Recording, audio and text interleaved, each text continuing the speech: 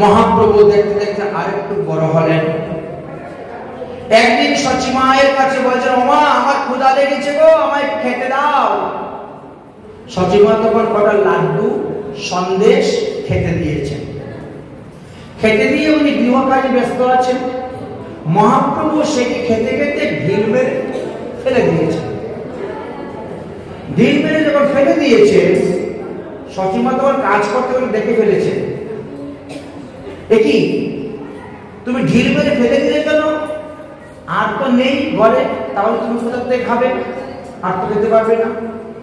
উদ্দেশ্য হলো মহাপ্রভু প্রসাদ বিতরণ করতেছেন।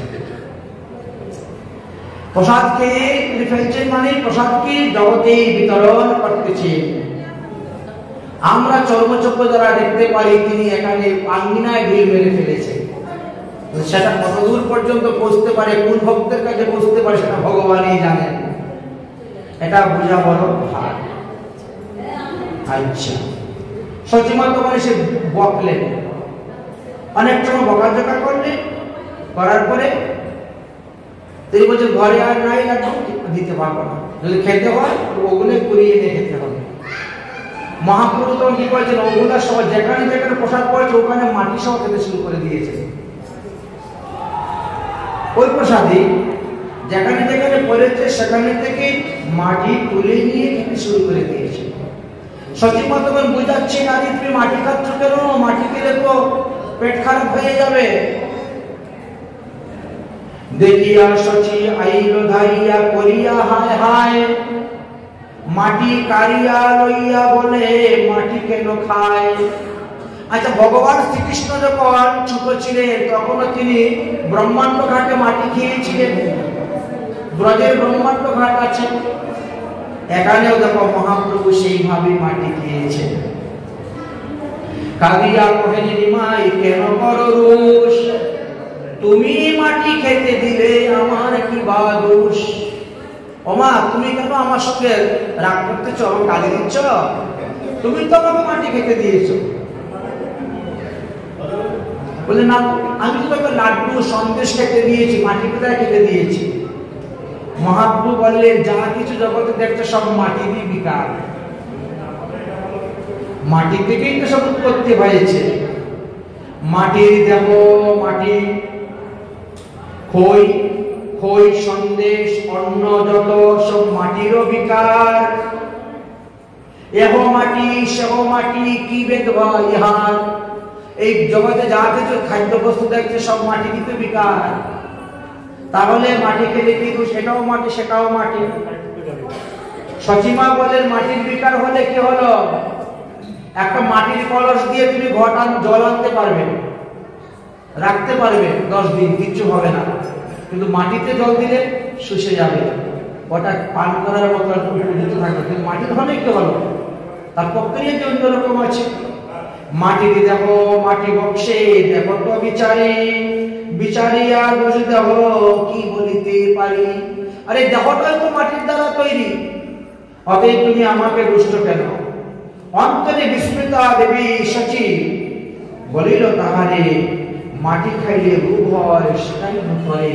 তুমি জানো মাটির বিকার, অন্ন খাইলে দেহ পুষ্টি হয়, আর মাটি খাইলে পরে রূপ হয়।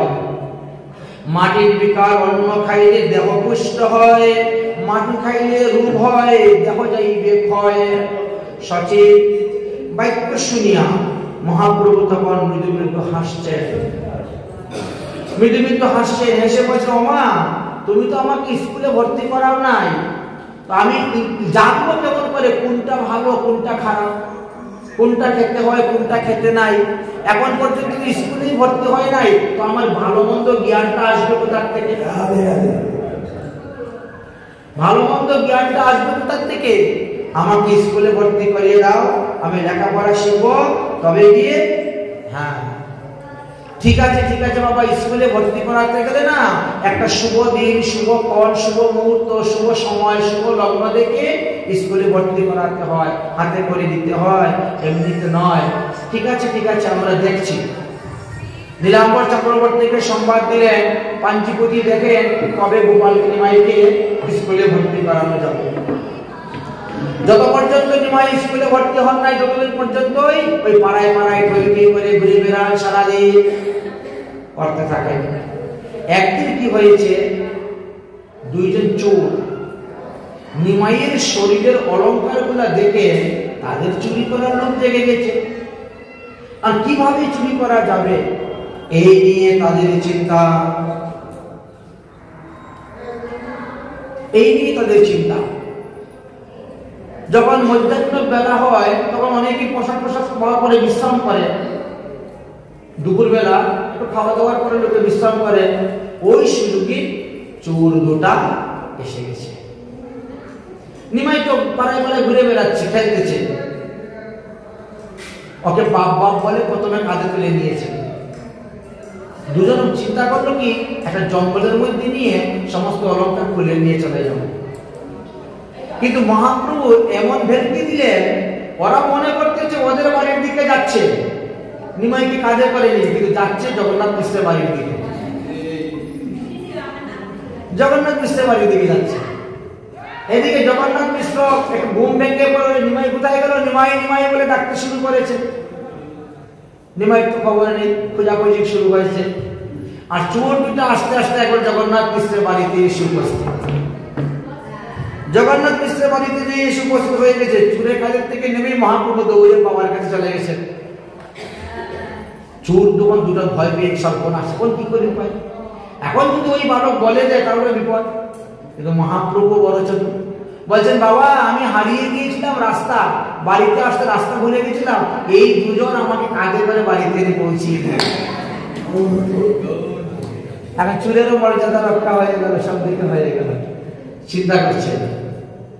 আচ্ছা, চুরের সঙ্গ করার পরে মহাপ্রভুর মনে করে চুরের মৃত্যু চলে আসছে। কৃষ্ণলীলায় যেমন ভাবে গোপীদের ঘরে ঘরে মাখন চুরি করে গেতেন, নবদ্বীপ লীলায় কিন্তু মহাপ্রভু চুরি করতেন। ও দুপুর বেলা ঘুমিয়ে পড়লে এর ঘরে ঢুকতেন, তার ঘরে ঢুকতেন। বড় সুন্দর বলছেন। নিমাইয়ের চৌরবৃত্তি কি বিয়ানে কি মধ্যাহ্নে কিবা রাত্রি সন্ধ্যায়, নিরবধি বাহির বাহিরে প্রভু যায়, নিকটে বৈশে যত বন্ধু বর্গগণ, প্রতিদিন তাহার গৃহে কৌতুকে চুরি করন। আত্মীয় স্বজন ইষ্টি কুটুম্বের ঘরে গিয়ে চুরি করতেন। কারু ঘরে দুধটা পান করতেন, কারু ঘরে দুধ পিয়ে, কারু ঘরে ভাত, হাঁড়ি ভাঙ্গি যায় কারো কিছু না পায় তা। যদি কারু ঘরে গিয়ে দুধ পেতেন না, ওখানে হাঁড়ি ভেঙে দিয়ে চলে আসতেন, দুধের হাঁড়ি। কারু ঘরে শিশু মারে কাহারে কাঁদায়, কারু ঘরে গিয়ে শিশুকে চিমটি দিয়ে কাঁদিয়ে চলে আসতেন। কেহ দেখিল মাত্র উঠিয়া পলায়, কেউ যদি দেখে ফেলে ধর ধর ধর, এমনি নিমাই দিয়ে দৌড়। এইভাবে করতে শুরু করেছেন। দৈব যুগে যদি কেহ পারে ধরিবারে, তবে তার পায়ে ধরে পরিহাস করে। এবার ছেড়ে দাও, আর কোনোদিন তোমাদের বাড়িতে আসবো না চুরি করতে। মা বাবা কাউকে বলবেন না আমি চুরি করতে আর কোনোদিন আসবে না, এভাবে বলে। দেখিয়া শিশুর বুদ্ধি সবাই বিস্মিত, রুষ্ট নহে সবে তখন হইল সন্তুষ্ট। নিজ পুত্র হইতেও অধিক স্নেহ করেন নিঃসম্ভরে। মহাপ্রভুকে সবাই খুব স্নেহ করতেন, অধিক স্নেহ করতেন। এই মতো রঙ্গ করে বৈকুণ্ঠের রায়, নবদ্বীপের কেউ চিনিতে না পায়। এখনো কেউ চিনতে পারে না এই মহাপ্রভু যে স্বয়ং ভগবান, তিনি লীলা করে গেছেন। পদকর্তা বলছেন বেরোনো পাড়ার লোক, চুর ঢুকেছে ঘরে, কিন্তু চুরের গলায় ফুলের মালা ধুম ধুম চুমচুম করে। নারয় চুর ঘটি বাটি, নারয় টাকা করি, যার ঘরে পায় ভোগ প্রসাদ সেই ঘরে করে চুরি। যাদের ঘরে ভোগ লাগিয়ে প্রসাদ পায় ওদের ঘরেই চুরি করতে যান মহাপ্রভুদের ঘরে নয়। দুয়ার চেপে বসলো বুড়ি, চুর ধরিবার আসে। এবার এক নবদ্বীপে এক বৃদ্ধা বুড়ি দরজা বসেছে চুর ধরার জন্য। ঠমক দিয়া চুল পালাইল, লোচন দেখে হাসে। কিন্তু মহাপ্রভু এক লাফ দিয়ে চুর পালিয়ে চলে গেলেন। এইভাবে তিনি শ্রীধাম বৃন্দাবন লীলার অনুরূপ নবদ্বীপ লীলা করতে আরম্ভ করলেন। কোনদিন বা মহাপ্রভুর সম্পর্কে বিচার দেওয়ার জন্য আসতেন। পুরুষ লোকেরা অধিকাংশ সময়ে জগন্নাথ মিশ্রের কাছে বিচার দিতেন, আর মহিলা যারা এরা এসে সচিমায়ের কাছে বিচার দিতেন। তো নবদ্বীপেও অনেক কুমারী কন্যা ছিলেন, তারাও গঙ্গা স্নান করতে যান। গঙ্গা স্নান করার পরে গঙ্গার তীরে শিব পূজা আছে, শিব পূজা করতে যান, বা অন্যান্য মন্দিরে পূজা করে তারা ভগবানের কাছে বর চাইতে যান। মহাপ্রভু সেখানে গিয়েও তাদের সঙ্গে হাস্য, পরিহাস্য, উপহাস্য আদি করতেন। যতই বয়স বৃদ্ধি হচ্ছে মহাপ্রভুর তত চাঞ্চল্যতা বৃদ্ধি পেয়ে যাচ্ছে। প্রতিদিন নিমাইয়ের বিরুদ্ধে নালিশ আসতেছে। একদিন সচিমাতা নিমাইকে শাসন করলেন, ফিরে নিমাই, তুই নাকি মানুষের ঘরে চুরি করতে যাস, তুই নাকি মানুষের শিশুদেরকে মারিস, কেন বাবা এরকম করিস? আমাদের ঘরে কি নাই? সবকিছু তো আছে, তো আমাদের ঘরে এত কিছু থাকতে পরের বাড়ি চুরি করে যাওয়ার কি প্রয়োজন? খাওয়ার কি প্রয়োজন? খবরদার যাবি না। লোকে প্রতিদিন এসে তোমার নামে নিন্দা বন্দনাদি করে যাচ্ছে। কিন্তু কে কার কথা শুনে? মহাপ্রভুর পা দিন দিন বাড়ছে। এবার পাড়া প্রতিবেশীদের ঘরে না গিয়ে এবার গঙ্গায় গিয়েছেন। গঙ্গায় যারা স্নান করে গঙ্গার জলে দাঁড়িয়ে আরতি করে তাদের পা ধরে টানতে শুরু করে। কেউ গঙ্গা স্নান করে উঠেছে, তার গায়ে আবার বালু দিয়ে দেন, আবার গঙ্গা স্নান করতে। গঙ্গা স্নান করে উঠে ঘরে যাচ্ছে, মুখের মধ্যে জল দিয়ে কুলিকুচি করে তার গায়ে ফেলে দিচ্ছে। কেউ হয়তো গঙ্গা পূজার জন্য নৈবেদ্য নিয়ে যাচ্ছে, ওখান থেকে কেড়ে খেয়ে দিচ্ছে। এইভাবে কেনার আরম্ভ হয়ে গেছে। প্রতিদিন এইভাবে একের পর এক আরম্ভ করেছেন। এবং কেউ যদি কিছু বলে, আরে আমার পূজা কর, আমি হলাম কলিযুগের নারায়ণ, আমি কলিযুগের নারায়ণ, আমার পূজা কর। নবদ্বীপের কুমারী কন্যাগণ বিষ্ণু পূজার নৈবেদ্য সজ্জিত করিয়া তারা যখন যান, নিমাই পণ্ডিত তখন সামনে এসে দাঁড়ান। নিমাই পণ্ডিত সামনে এসে দাঁড়াইয়া বলেন, ওগো, আমাকে যা যা নৈবেদ্য এনেছো আমাকে খাওয়াই দাও, আমি তোমাদেরকে বর দিব। মহাপ্রভু নিজেই বলতেন, কন্যাগণকে কহেন, আমার পূজা করো, আমি বর দিব। আরে গঙ্গা, দুর্গা, দাসী, মূর, মহিষ, কিঙ্কর, তোমরা যার পূজা করতে যাচ্ছ এরা তো আমারই দাস দাসী, আমারই চাকর বাকর। 33 কোটি দেবতা সব তো ভগবান শ্রীকৃষ্ণের আজ্ঞায় চলেন, ভগবান শ্রীকৃষ্ণের কিঙ্কর।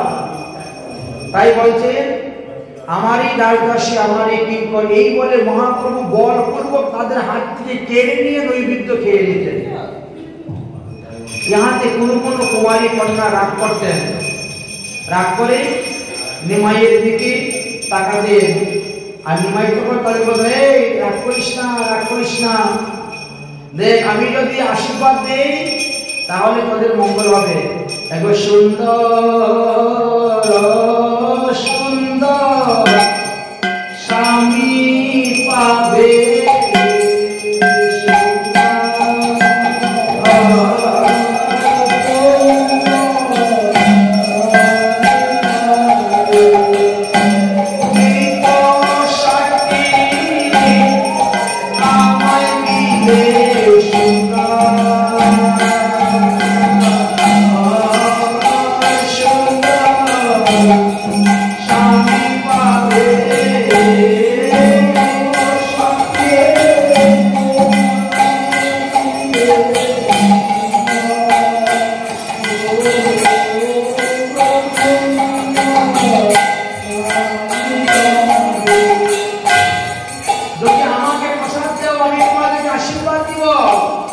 তোমরা সুন্দর সুন্দর স্বামী পাবে, তোমরা সৌভাগ্যবতী হবে, সপ্ত পুত্রের জননী হবে।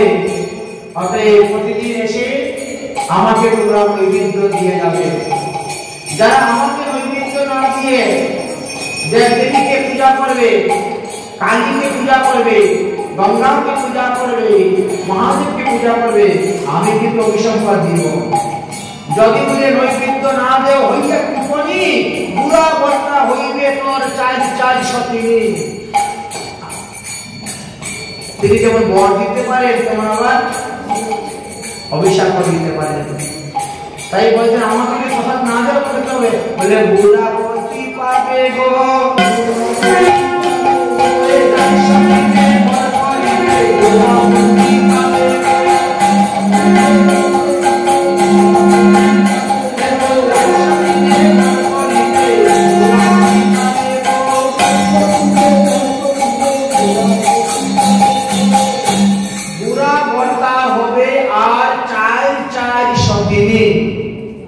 তখন ভয় পেয়ে যারা সরল মনের নরম প্রাণের কুমারীগুলো আছে তারা তখন নিমাইকে দিয়ে দেয়, নে বাবা নে তুমি খেয়ে নাও।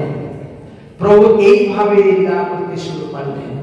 আচ্ছা, দাপর যুগে গোপীদের সঙ্গে ভগবান যেভাবে লীলা করতেন, আজ নবদ্বীপের কুমারী কন্যাদের সঙ্গে তিনি সেইভাবে লীলা করতে শুরু করেছেন। নিমাইয়ের চাঞ্চল্যতা নবদ্বীপে দিন দিন বেড়ে যাচ্ছে। জগন্নাথ মিশ্রের কাছে অনেকে বিচার দিতে আসছেন। জগন্নাথ মিশ্রকে এসে বলতেছেন, দেখো দেখো তোমার ছেলেকে সাবধান করো, তোমার ছেলে কোন রাজার কুমার, প্রতিদিন এইভাবে দুষ্টুমি করবে, আমরা আর কত সহ্য করব। কেহ বলে মূল শিবলিঙ্গ করলো চুরি, কেহ বলে মূল লইয়া গেল পুঁথি উত্তরী, কেহ বলে মূল লইয়া গেল উত্তরী, কেহ বলে সন্ধ্যা করিতে জলেতে বসি, ডুব দিয়া লইয়া যায় চরণেতে ধরি, কেহ বলে আমার না রহি সাজিভূতি, কেহ বলে আমার চূড়াই গীতা পুঁতি, কেহ বলে বৈষ্ণবর পূজার আসনে নৈবেদ্য খাইয়া বিষ্ণু পূজে সে আপনে, অতএব তোমার ছেলেকে তুমি শাসন করো, তোমার শাসন করো। তো পুরুষ লোক যেভাবে এসে বিচার দিচ্ছে, মহিলারাও কিন্তু সেই কুমারী কন্যাগণ এসে সচিমাকে সম্বোধন করে বিচার দিচ্ছেন। সচিকে সম্মান দিয়া সবে বলে বচন, শুনো গো ঠাকুরানী তোমার নন্দন, তোমার ছেলের কিছু গুণের কথা শুনো, তুমি তো জানো না, বলতেছি। বসন করে চুরি, বলে অতি মন্দ, উত্তর করিলে জল দে, করে আমাদের সঙ্গে দ্বন্দ্ব। তোমার ছেলে জলের ঘাটে গিয়ে আমাদের সঙ্গে কি কি করে শোনো। ব্রত পরিবারে যাই আমি ফুল ফল, ছিড়াইয়া ফেলে সব খায় বল করিয়া সকল, বলপূর্বক সব কিছু খেয়ে। স্নান করিয়া উঠিলে বালুকাদে গায়, যত চম্পক শিশু সঙ্গে তাহার গায়।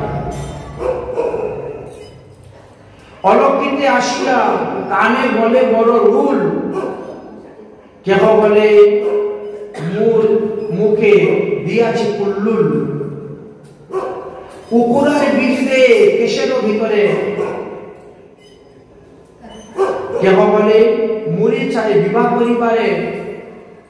প্রতিদিন এই মতো করে ব্যবহার, তোমার নিমাই কোন রাজার কুমার, নিবারণ করো ধার আপনি ছাওয়াল, নদিয়া হেন কর্ম ভালো নহে কাল। সচিমা তখন তাদেরকে মিষ্টি মুখে বিদায় দিয়ে বললে, অবশ্যই আমি নিমাইকে শাসন করব, আর এরপর থেকে আর নিমাই এরকম তোমাদের সঙ্গে ব্যবহার করবে না। এবার সচিমা জগন্নাথ মিশ্র খুব রেগে গেলেন, মহাপ্রভুকে শাসন করলেন, চালু করলেন, খবরদার আজ থেকে আর ঘরের বাইরে যাবে না, যা কিছু করবে বাড়িতে খেলাধুলা কর, যা কিছু, বাইরে কোনো খেলাধুলা নেই। বাড়িতে খেলাধুলা করতে গিয়ে কত হাড়ি ভেঙে দেয়, কত কিছু ভেঙে দিচ্ছে নিমাই। সচিমা কিছুই বলেন না। কিন্তু নবদ্বীপে বৃন্দাবনে 2 পয়সার মাটির হাড়ি গোপাল ভেঙেছিল বলে মা যশোদা তাকে বেঁধে রেখে দিয়েছে, আর নবদ্বীপে এত কিছু ভেঙে দিচ্ছে মহাপ্রভু। সচিমা কিছুই বলেন না। এই জন্য লোকে বলেন নবদ্বীপে অপরাধের ভয় নাই, বৃন্দাবনে কিন্তু অপরাধের ভয় আছে, কৃষ্ণ ছাড়া পায় নাই। 2 পয়সার মাটির হাড়ি ভেঙে দিয়ে তাকেও বেঁধে রেখেছিল। যাই হোক, মহাপ্রভু এখন আর কোথায় যান না, বাড়িতে আছে, পাড়ায় পাড়ায় ঘুরে বেড়ান না। একদিন এক কৈতরীয় ব্রাহ্মণ এসে বাড়িতে উপস্থিত হয়েছেন তীর্থ ভ্রমণ করতে করতে। নদিয়া জেলার দুগাছি গ্রামে ওই ব্রাহ্মণ ছিলেন, নামটা হলো দ্বিজ বলরাম দাস। তিনি তীর্থ ভ্রমণ করতে বেরিয়েছেন। একটা শালগ্রাম শিলা আছে ছোট, এটা গলার মধ্যে উনি ঝুলিয়ে রাখতেন, আর ওটা নিয়ে তীর্থ ভ্রমণে যেতেন পদব্রজে। সম্পূর্ণ ভারতবর্ষ যত তীর্থ তিনি ভ্রমণ করবেন, তাই পায়ে হেঁটে বেরিয়েছেন। যেখানে সন্ধ্যা হয় সেখানে পুরো সাধুগুরু বৈষ্ণবের বাড়িতে যান, নিজের হাতে রান্না করে ভগবানের ভোগ দিয়ে তিনি প্রসাদ গ্রহণ করেন। এইভাবে ভারতবর্ষ ভ্রমণ করতে করতে করতে করতে জগন্নাথ মিশ্রের গৃহে এসে উপস্থিত হয়েছেন। জগন্নাথ মিশ্র অতি আদরের সহিত তেনাকে রাখলেন, সেবার বন্দোবস্ত করে দিলেন। তিনি নিজের হাতে রান্না করে ভগবানকে ভোগ লাগিয়ে যখন ধ্যান করতেছেন, তখন মহাপ্রভু এসে খেতে শুরু করে দিয়েছে। চক্ষু খুলে বলে, হায় হায় হায় হায়, দেখো দেখো দেখো জগন্নাথ মিশ্র, তোমার ছেলে আমার ভোগের নৈবেদ্য খেয়ে দিয়েছে। জগন্নাথ মিশ্র খুব রেগে গেলেন।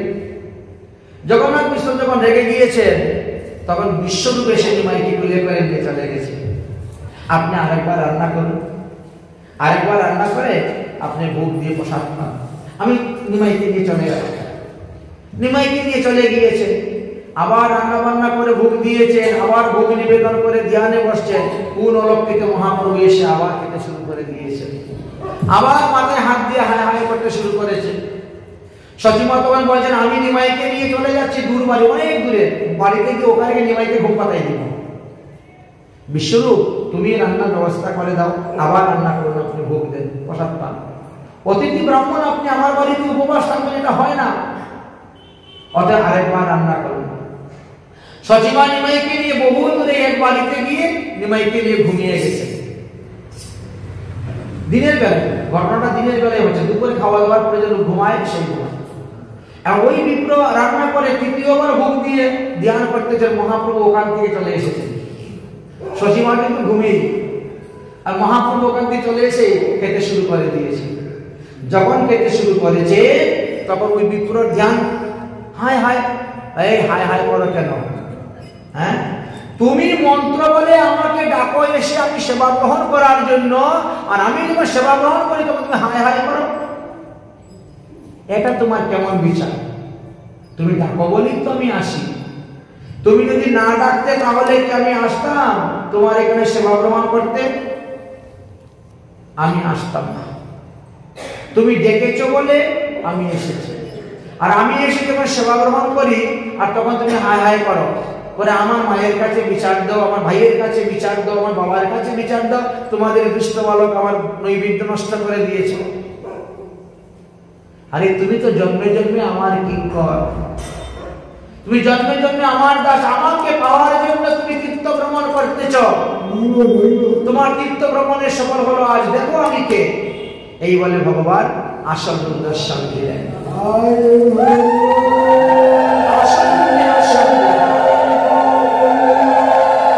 ভগবানের সেই রূপ দর্শন করে তুমি তখন কৃতার্থ হয়ে গেলেন, ধন্য হয়ে গেলেন। আচ্ছা দেখেন তো, ভগবানের বিগ্রহটা দেখতে কত সুন্দর, ভগবানের চিত্রপট দেখতে সুন্দর, কত সুন্দর, ভগবানের বিশ্ব ব্রহ্মাণ্ড কত সুন্দর সাজিয়েছেন।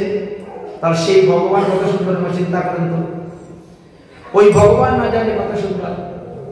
নামে তোমারি তারনহারা,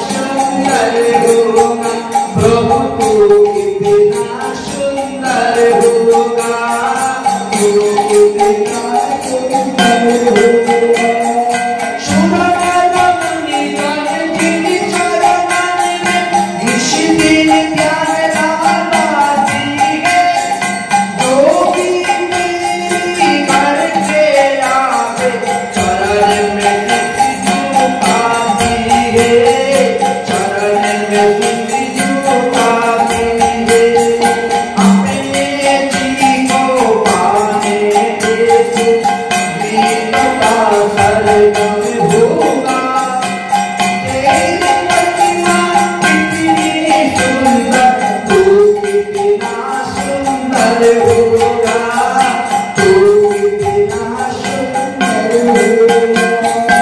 आमिर तुम्हारी तारनहारा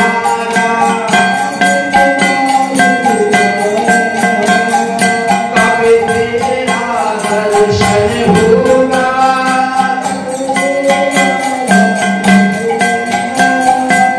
तेरी प्रतिमा इतनी सुंदर तू कितना सुंदर होगा।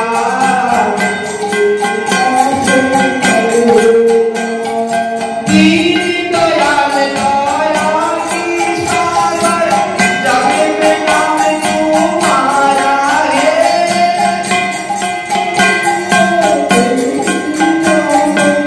जग में नाम तुम्हारा।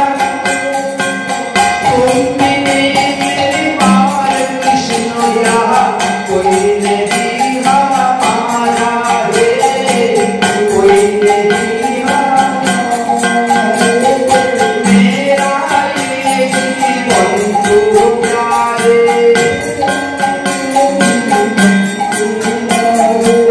मेरा ये जीवन तो प्यारे। तेरा ही अर्पण होगा।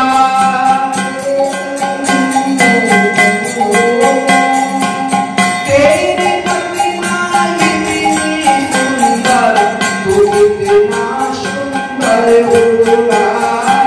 तू कितना सुंदर होगा। तू कितना सुंदर होगा।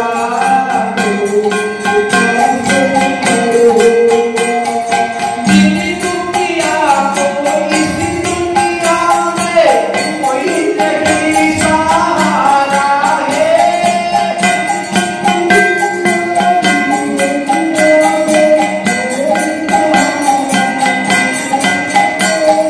जिन दुनिया को इस दुनिया में कोई नहीं सहारा है। झूठी दुनिया है मेरी प्रीतम तू भी एक हमारा है। तू भी एक हमारा। ओ कृष्ण प्रेम कर करना है तू। कथा कमन करना होगा।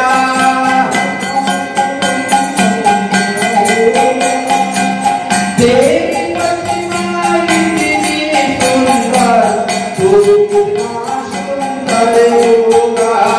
तू कितना सुंदर होगा।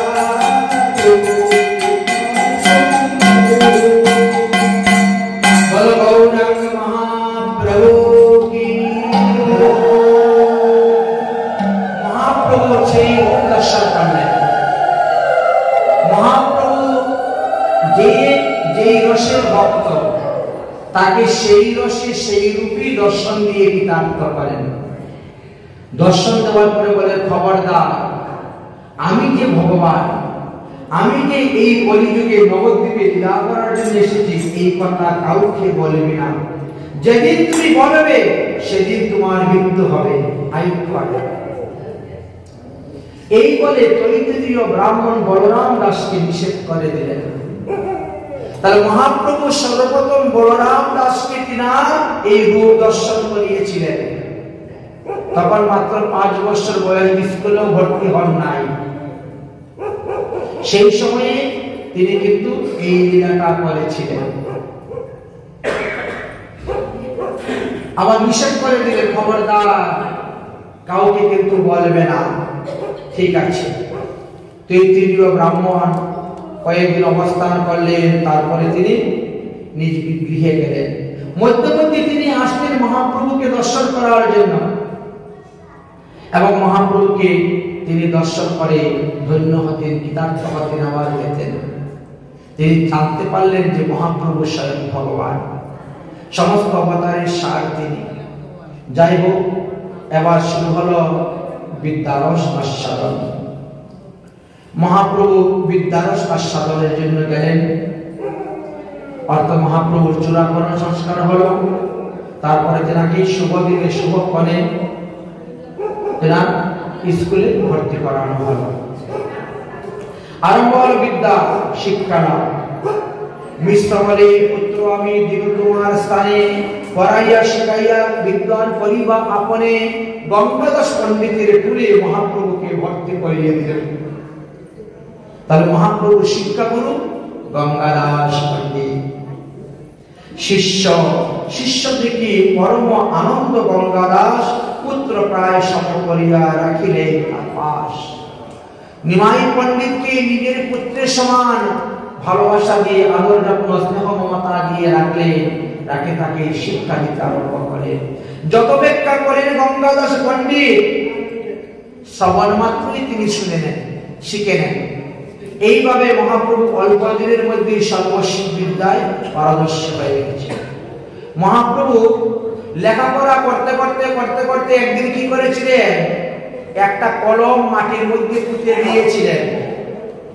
সেইখান থেকে সঙ্গে সঙ্গে একটা বৃক্ষ উৎপত্তি হয়ে গেল। সেই বৃক্ষের নাম হলো কলম বৃক্ষ। আপনারা যদি কেউ নবদ্বীপের 9 দ্বীপ পরিক্রমা করতে যান, ঋতুদ্বীপের অন্তর্গত করেছে বিদ্যানগর। এই বিদ্যানগরে যাওয়ার পরে এই গঙ্গাদাস পণ্ডিতের টুল বাড়িতে যাবেন, দেখবেন মহাপ্রভু রূপণ করা সেই কলম বৃক্ষ এখনো জীবিত আছে, সাক্ষী রূপে 500 বৎসর ধরে অবস্থান করতেছেন। সেই কলম বৃক্ষ আপনারা দর্শন করতে পারবেন।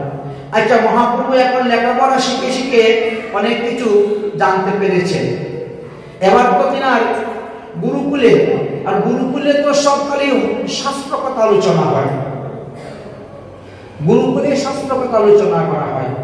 এখন সেই শাস্ত্র কথা তিনি শ্রবণ করে করে করে করে, আর নিজে তো শাস্ত্রজ্ঞ, সবই জানেন, খালি বিরাট সময়ের অপেক্ষা নিয়ে তিনি আছেন।